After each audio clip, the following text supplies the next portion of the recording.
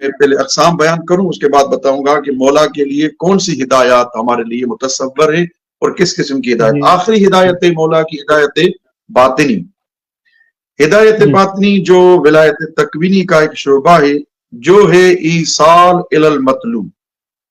یہ میں اپنے مومنین کے لیے پیش کرتا جاؤں۔ ایک ہدایت ہوتی ہے ارائے طریق، ایک ہدایت ہوتی ہے ایصال الی المطلوب۔ ارائے طریق کا مقصد یہ اگر کوئی دوست نجف اشرف میں آیا، کسی طالب علم سے پوچھا کہ قبلہ مجھے وادی السلام قبرستان میں جانا ہے، تو طالب علم کہے گا سیدھا چلے جائیں فلاں روڈ سے فلاں کی طرف آپ گزر کے وادی السلام قبرستان میں پہنچیں گے۔ یہ ہے ارائے طریق، یعنی راستے کو دکھانا۔ اور ایصال الی المطلوب یہ کہ کسی طالب علم سے اگر کوئی پوچھے کہ مجھے جناب ہود و صالح کی قبر پہ جانا ہے، جناب میثم تمار کی قبر پہ جانا ہے، وہ طالب علم وہاں جو زائر جو بھی قافلے سالار جو بھی ہے وہاں کا مقیم یا نجف اشرف کا باشندہ رہنے والا، وہ ہاتھ سے لے کے اس کو جا کے میثم تمار کے روزے پہ کھڑا کر کے کہے یہ میثم تمار کی قبر ہے۔ اس کو کہتے ہیں ایصال الی المطلوب، یعنی مقصد تک پہنچانا، اس کا پہنچ جائے، یہ ایصال الی المطلوب ہے۔ تو اس لیے یہ چار قسمیں جو میں نے آپ کی خدمت میں عرض کی۔ اب ہم آتے ہیں سرکار حجت کی خدمت میں کہ مولا جو ہمیں ہدایت کرتے ہیں وہ کس طرح کی ہدایت ہمارے ہاں ہوتی ہے۔ جو امام حجت جرالی کے وہ بظاہر جو ہے امام حجت کے لیے روایات اس طرح کی وارد ہوئی ہیں کہ جیسے سورج، بادل سورج کو چھپا دیتا ہے لیکن پھر بھی وہ سورج اپنی افادیت سے اور فائدے سے لوگوں کو محروم نہیں کرتا، تو مولا کی مثال دی گئی ہے اس سورج کی طرح کہ وہ درست ہے کہ مولا حضرت حجت ہماری آنکھوں سے غائب ہے لیکن وہ فائدہ پہنچاتے ہیں کیونکہ جو سورج پہنچاتا ہے۔ تو یہ کبھی بھی تصور نہیں کہ ہدایت کا بھی سلسلہ سب سے پہلے جو سرکار حجت جو ہدایت فطری ہے اس سے ہٹ کے ہم ہدایت تشریع جو ہے وہ امام حجت کا اجتماع میں حاضر ہونا، کیونکہ اجتماع میں وہ حاضر نہیں ہیں اس لیے ہدایت تشریعی غیر ممکن ہے، کیونکہ ہدایت تشریعی جو ہے وہ مبشر ہونا، منذر ہونا، اور یہ ساری چیزیں نیابت خاصہ میں مولا نے ان کے حوالے کی تھی یا ابھی نیابت عامہ۔ تو نیابت عامہ کے ذریعے سرکار حجت نے ایک سلسلہ قائم کیا ہے ہدایت کا کہ یہ جو اتنی روایات ہیں اہل بیت علیہ الصلوۃ والسلام سے یا سرکار حجت سے کہ امام حجت نواب اربعہ کے ذریعے پہلے غیبت صغریٰ میں ہدایت کا سلسلہ چلا رہے تھے، اس کے بعد نائبان عام جو ہیں وہ نواب عام سرکار حجت کے ان کے ذریعے ہدایت کا سلسلہ چلتا ہے۔ اور باقی جو ہے وہ جو تصرف ہدایت تکوینی والا، اس کے لیے حضور حضرت حجت ضروری نہیں ہے کہ مولا حاضر ہوں تو تصرف کر پائیں، بلکہ یعنی حاضر یعنی ظاہری حساب سے حاضر۔ میں دوبارہ تاکید کر رہا ہوں کہ ظاہری حساب سے حاضر بن برقیہ ایک ایسا شخص تھا کہ جس کے پاس ایک علم من الکتاب، ایک کیونکہ من یہاں میں نے بازیا ہے یعنی کتاب کا تھوڑا سا علم تھا، تھوڑا سا بعض کتاب کا علم تھا، تو وہ تخت بلقیس کو لا کے جناب سلیمان کے سامنے، لیکن مولا کے پاس تو ایسے اسماء ہیں کہ روایات میں ملتا ہے جو انبیاء کو اسامی الہی اور اسم اعظم، اسامی اعظم مولا کے پاس دیے گئے تھے۔ اگر جناب موسیٰ کو ایک اسم اعظم تھا، جناب عیسیٰ کو 2 تھے 4 تھے، جو بھی روایات میں تعداد بتایا گیا ہے، اگر جناب موسیٰ خاص اسامی کے حامل تھے، جناب عیسیٰ خاص اسامی کے اسامی اعظم اس کے پاس تھے، اسماء اعظم اس کے پاس تھے یا دوسرے، تو یہ سارے کے سارے امام حجت کی بارگاہ میں اور امام کے پاس جو ہے وہ اسما موجود ہے جی.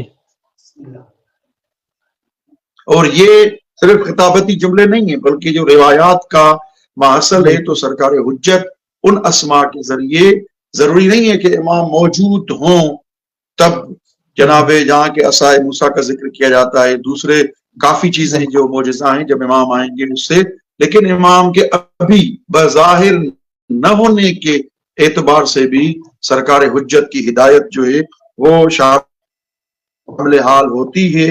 اس لیے اس کا کوئی یہ نہیں کہہ سکتا. ابھی جو آخری قسم ایصال الی المطلوب دیکھیں، ہم نے انبیاء کے لیے یہ کہہ سکتے ہیں کہ ارائے طریق انہوں نے کیا، کہ انہوں نے راستے کو دکھایا، لیکن ایصال الی المطلوب ما فوق نبی ہے، وہ عہدہ ہے نبوت سے بڑھ کے جس کا تقاضا جناب ابراہیم نے کیا تھا کہ پروردگار مجھے امام بناؤ.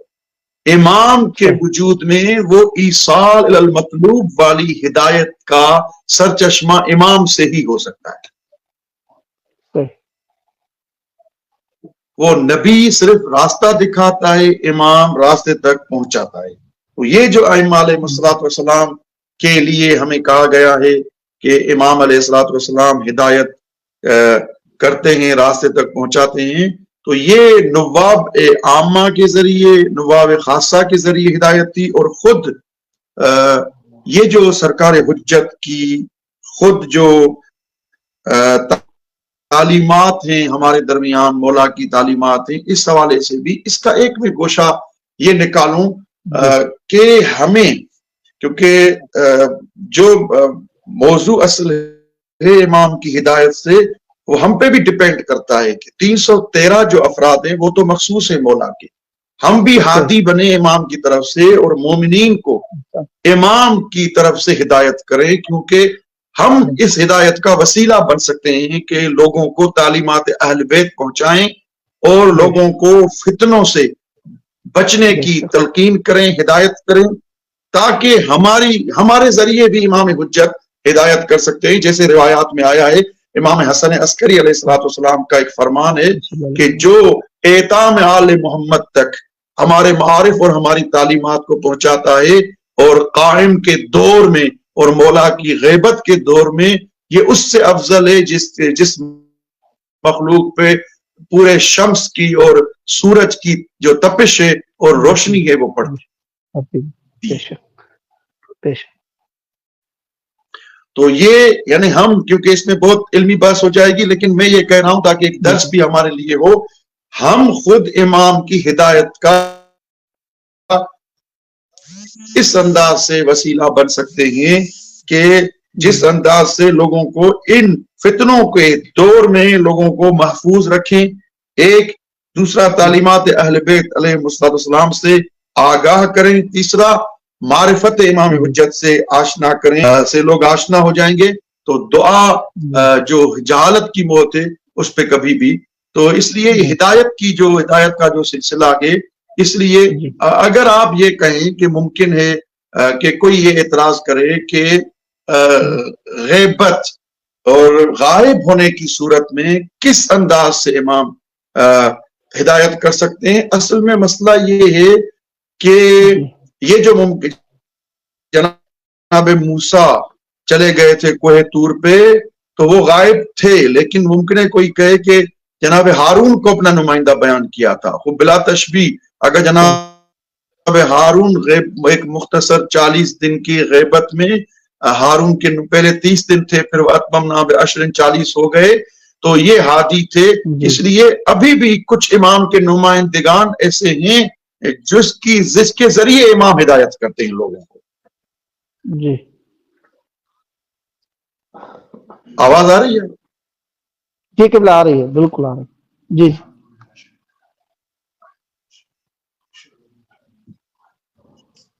آواز آ رہی ہے؟ جی قبلہ آپ کی آواز آ رہی ہے، بالکل صحیح آ رہی ہے. جی فرما.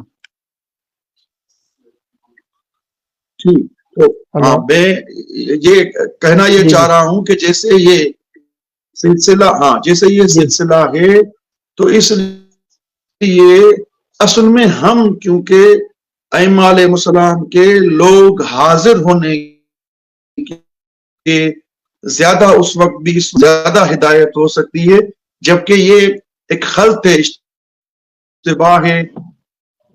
جی میں آپ کو یہ کہتا جاؤں کہ امام حجت کے اور امام حسین علیہ السلام، امام جواد علیہ السلام کی ہدایت میں کوئی فرق نہیں ہے، صرف فرائض الگ جی الگ تھے۔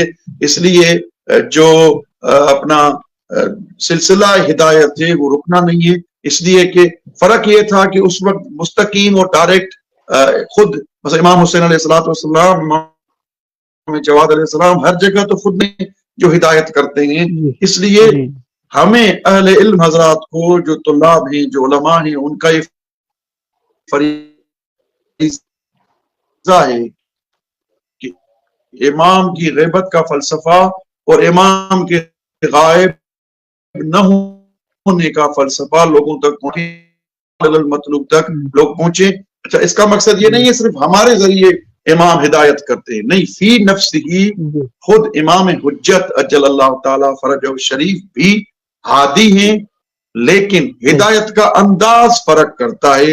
ہدایت موسوی کا انداز الگ تھا، ہدایت عیسوی کا انداز الگ تھا، ہدایت داؤدی کا انداز الگ تھا، ہدایت سلیمانی کا انداز الگ تھا، ہدایت یوسفی کا انداز الگ تھا۔ تو یہاں بھی ہدایت حسینی کا انداز الگ ہے، ہدایت سجادیہ کا انداز الگ ہے، ہدایت کاظمیہ کا انداز الگ ہے۔ کے حوالے سے ائمہ طاہرین علیہ السلام کے رتبے میں اور انبیاء کے رتبے میں آپس میں کوئی فرق نہیں ہے۔ کیوں؟ اس لیے کہ ایک امام کو ایک دور میں بھیجا گیا، دوسرے امام کو دوسرے دور میں بھیجا گیا۔ فرق یہ ہے کہ ہر ایک نے اپنا فریضے پہ عمل کیا ہے۔ ہدایت کرنا یعنی کیا؟ یعنی اللہ عز و جل کو پہچنوانا اور ان کی طرف لوگوں کو متوجہ کرنا، یہ ائمہ طاہرین کا مقصد تھا۔ وظیفے کے پہنچانے کے حساب سے سب کا رتبہ ایک ہی ہے کہ سب نے اپنا وظیفہ اور فریضہ پہنچایا جو اللہ تبارک و تعالیٰ ان کو محول کیا تھا۔ اسی لیے جوادی عاملی مفسر کبیر استاد محترم کا ایک جملہ ہے، بہت عظیم جملہ ہے۔ وہ فرماتے ہیں اگر کوئی حضرت حجت کی حاضر نہ ہونے کو یا غیبت کا انکار کرتا ہے، گویا قدرت خدا کا وہ منکر ہے۔ کیوں؟ اس لیے کہ اگر پروردگار انبیاء کو غائب کر سکتا ہے، جناب عیسیٰ نہیں ہے، جناب الیاس نہیں ہے، جناب خضر نہیں ہے، تو حکم الامثال فیما یجوز و فیما لا یجوز واحد۔ جب ان کے لیے لوگ مان سکتے ہیں کہ سمجھ میں نہیں آ رہا، تو آقا فرماتے ہیں یہ خدا کی قدرت پہ شک کرنا ہے۔ جب ان کے ہاں حکم ہو سکتا ہے تو امام کے ہاں بھی حکم دینا کوئی مسئلہ نہیں۔